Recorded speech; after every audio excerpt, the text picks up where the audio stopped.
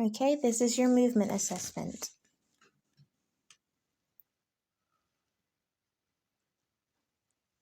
So at first glance, it looks as if your hips are closer to the camera, which tells me that you might have a forward shift, an anterior shift in your hips compared to the majority of your spinal column.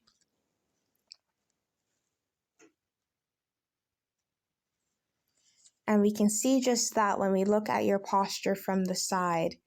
So when we think of posture, we'd like to have your spine in alignment. So how we do that alignment is we take a plumb line from your ear, and ideally we would want your ear to be in line with the center of your shoulder.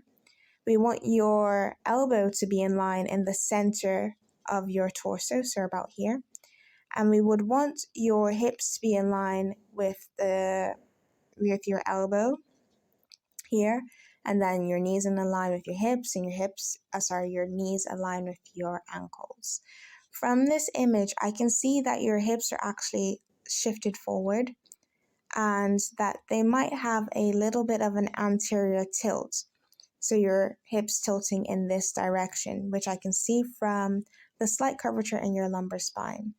I can also tell that your hips are shifting forward because the anterior side of your body is greater than the posterior side of your body. So with our program, we're going to be looking into bringing balance into your spine. We're going to be working on decompressing the spine so that you can bring your spine into alignment. And how we're going to do this is that we are going to extend at your thoracic spine, bringing your shoulders in line with your ears. And we're going to be working on decompressing your spine. So you will find that you get a little bit taller as you stand tall and you stand with proper postural alignment.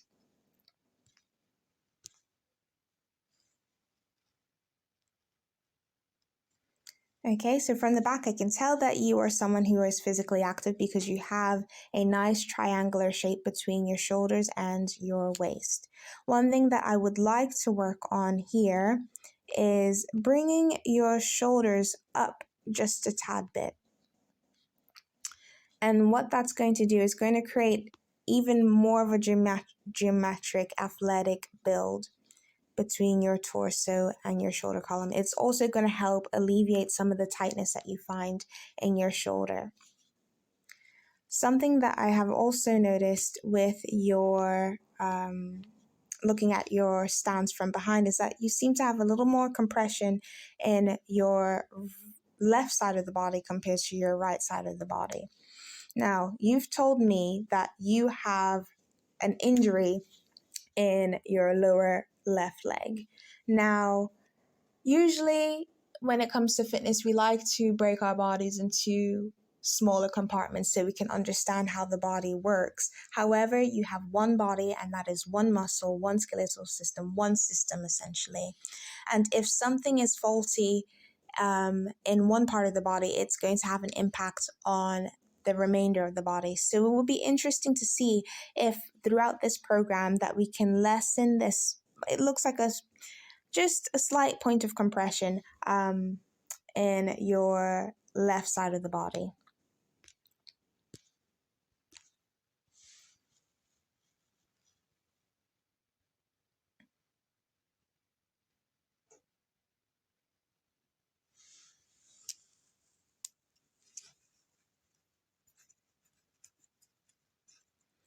Okay, so now we're going to be moving on to your squat.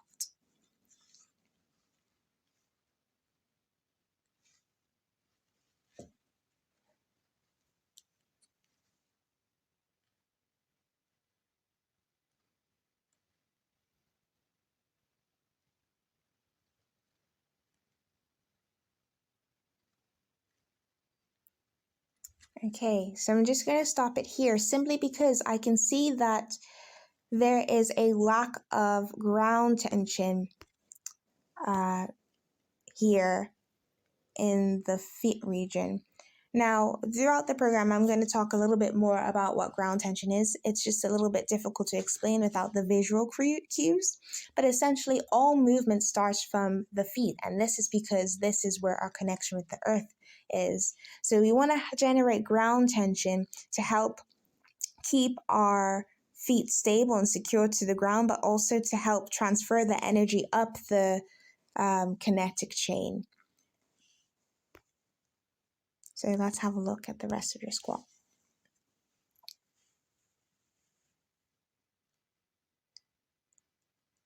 Okay, so your squat is looking pretty good. I can see that you have great tracking of your knee in regards to your hips and your ankles. It's tracking and in line with those two other joints. Looks pretty good.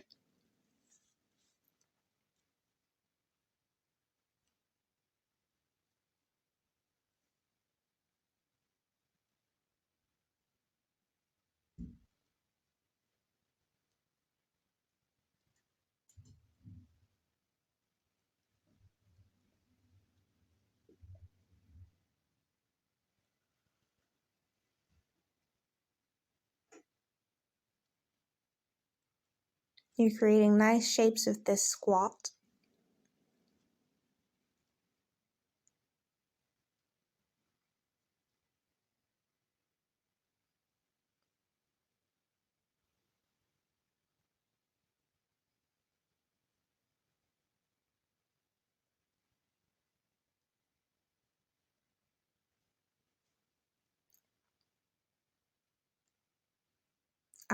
Okay. So you told me that you experienced an injury on the left side of your body. What I can see here is that you have a slight shift in your hips to the right, which means most of your weight is going to be on your right leg. Now, as we experience injury and we heal from injury, our bodies are so intelligent that they would try to compensate for the imbalances between the injured leg and the right leg. So I see that's what's happening here. So in our program, we're going to help you address this imbalance because with time, especially as we age, if we don't address this now, it's going to cause problems in the future.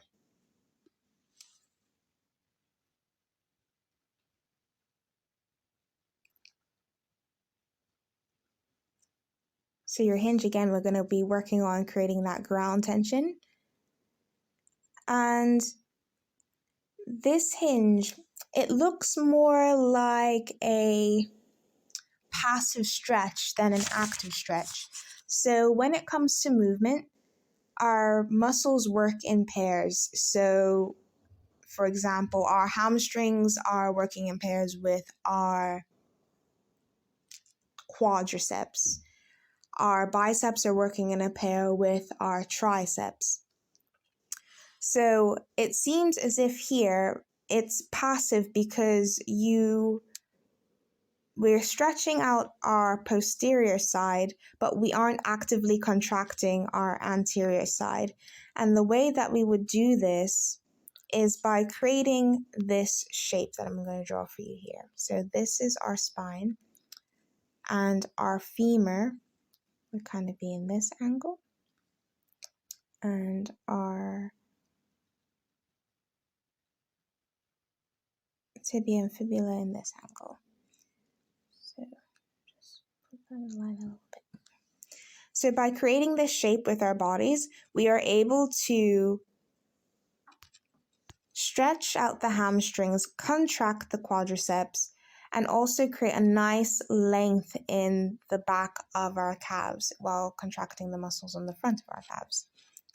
And this is going to help you generate more force effortlessly when we go back to our standing position. So we're going to be using that tension that we create in our hamstrings and the posterior side of our body to drive us forward and up again.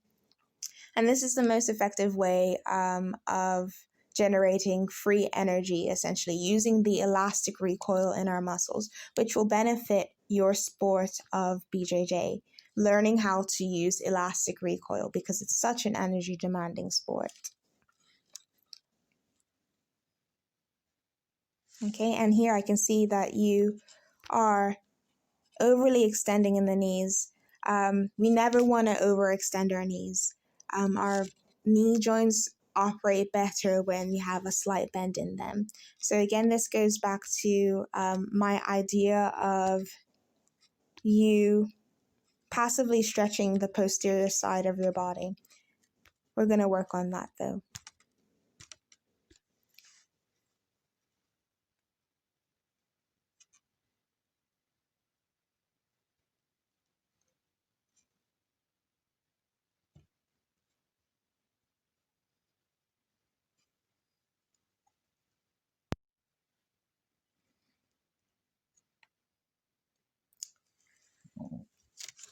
Okay, so now let's have a look at your walk.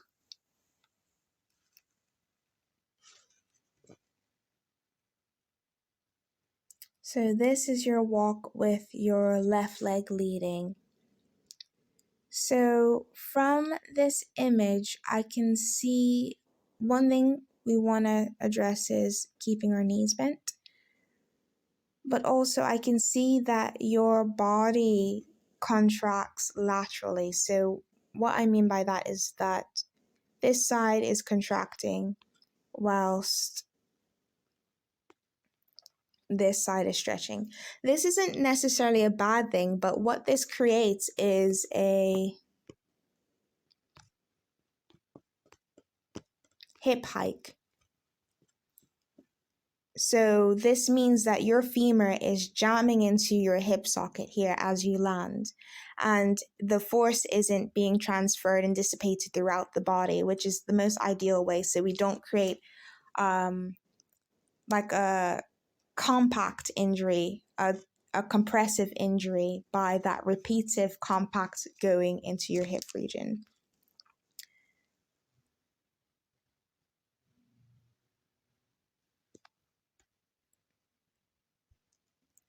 And you can see the same thing here that happens with your right leg. We have a hip hike. So our hips are, rather, our femur is being jammed into our hip socket, which creates like this, like, it's difficult to explain. Just like a jolted movement in the hip, essentially, as we move. So in an ideal situation, and what we're going to be working towards, is your contralateral rotation. And essentially, this is a way of generating free energy, but also stretching out the right muscles and contracting the right muscles as we walk.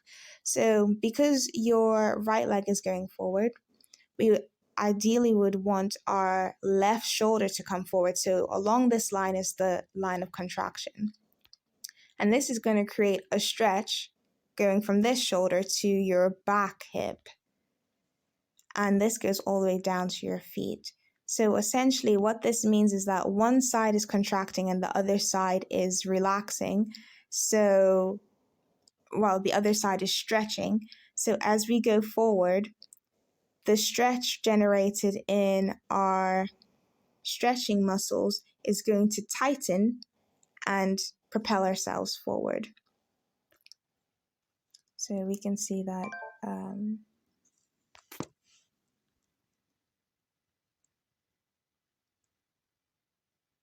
that's what movement is essentially comprised of: stretching and contracting.